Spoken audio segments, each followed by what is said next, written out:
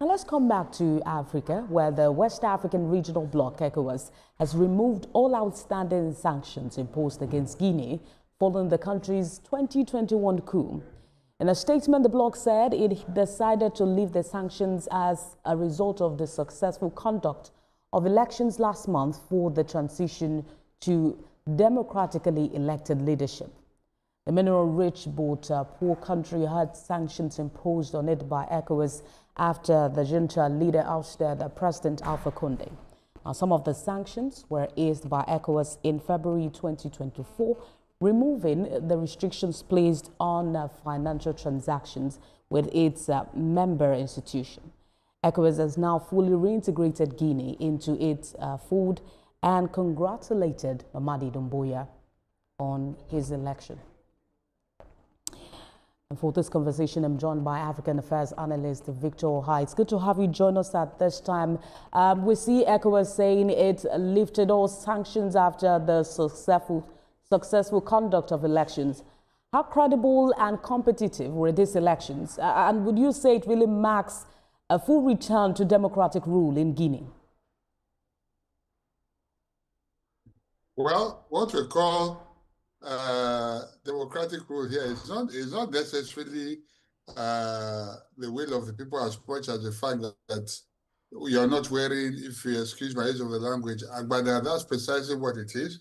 A man came in through unconstitutional means, came in through the gun, hamstrung the people, and then, of course, ECOWAS gave conditions. What he has simply done is exchange the uniform for his, what you call it now, civilian garb.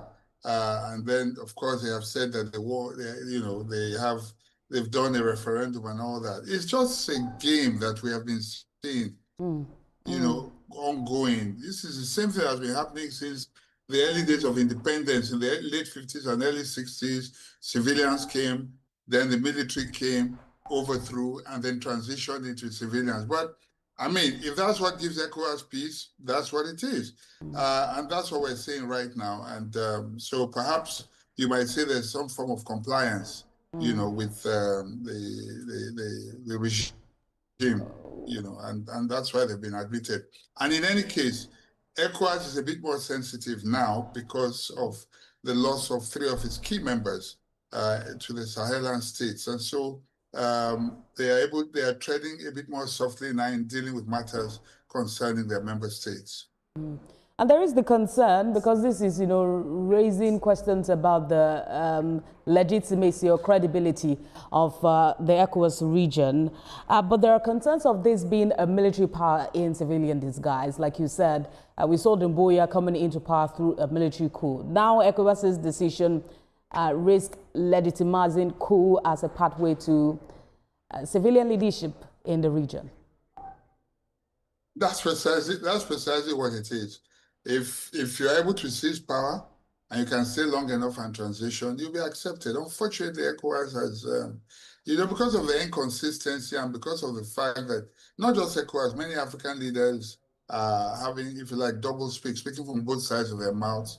There's no consistency of policy and anything goes. And that's precisely what we're seeing here right now. The man came in through unconstitutional means. Now he has removed, like I said, exchanged, the uniform for the civilian garb. And so that legitimizes him. Once you are able to wear an agbada or a civilian dress as a military man, then you have become a Democrat.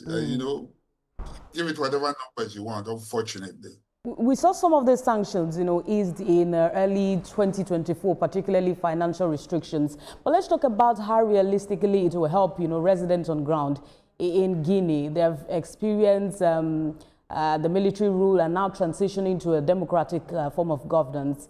What changes should they really expect for a country that has gone through such? Well, ECOWAS as a regional bloc is an economic bloc as well. So if there are economic sanctions, no member should pretend that it's not going to hurt them one way or another. So to that extent, the admission right now and taking away some of these sanctions will obviously ease life for the ordinary businessman in Guinea, for sure. But other than that, I think given the period, they have adjusted very well. What you can say is that it might just get better for them.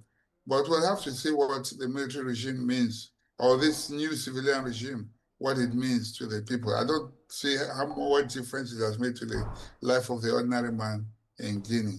But of course, the sanctions being lifted would ease life a bit for their businessmen and consequently for their members. We're trying to say how this will really impact those who live in Guinea in terms of, democracy, and hoping that it doesn't go back to military influence under the guise of democracy.